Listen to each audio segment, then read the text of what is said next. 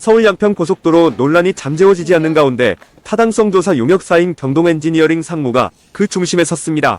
김수현 경동엔지니어링 상무는 종점 변경안을 최초로 제안한 인물로도 알려져 있는데요.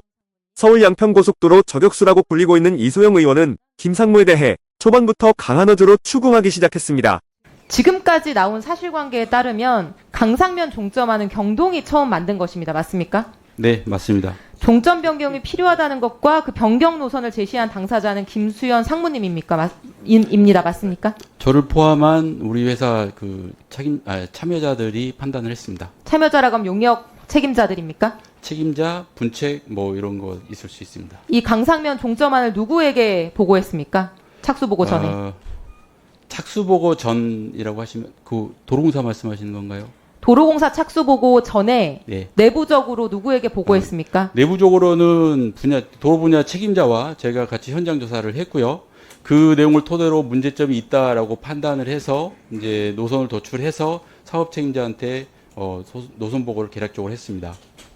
그 박상훈 이사 진술에 따르면 이 종점 변경 노선을 만드는 과정에서 교통량 분석이나 BC 분석은 당연히 하지 않았고 기술적 검토도 별도로 하지 않았고 현장 답사만 거쳐서 단일한 변경 노선을 그렸다. 맞습니까? 맞습니다. 네. 상무님, 지금 이 한 달 반 만에 그리고 사실은 이 계획서 작성일로 기준으로 하면 열흘 만에 기존에 2년 넘게 쭉 검토되고 추진되어 온 원안을 버리고 종점 변경 종점을 제시하신 것은 사실은 상식적으로 볼 때 굉장히 무리하고 의아하고 이례적인 측면이 있습니다. 이유 4가지인데요. 그 첫 번째는 이런 문제가 있다. 만약에 그렇다고 하면은 이 문제가 있기 때문에 다른 대안 종점을 이런 기준을 거쳐서 도출하겠다라고 하는 게 착수 보고에서 얘기하는 게 상식적입니다. 그렇게 하지 않았고요.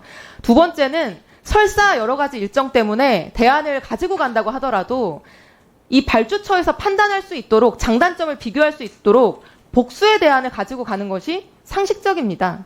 근데 그렇게 하지 않았습니다. 그리고 공동 용역사 동해가 있는데 동해도 착수 보고 직전에 이걸 들었다라고 하는 걸 봐서는 공동 용역사에게도 의견을 묻거나 상의하지 않았습니다. 이것도 참 의아한 일입니다.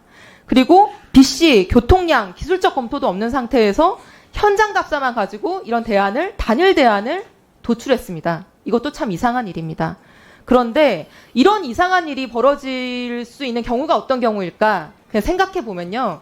제가 아무리 생각해도 생각할 수 있는 건 딱 3가지 경우밖에 없습니다. 첫 번째는 이 변경 단일 노선에 대해서 확신에 찬 경우거나 아니면 경동이 딱 이 강상면 종점을 하는 이 노선에 대해서 굉장히 자체적인 변경 동기가 있거나 세 번째는 그것도 아니라고 하면은 거절할 수 없는 묵시적 명시적 지시가 있는 경우.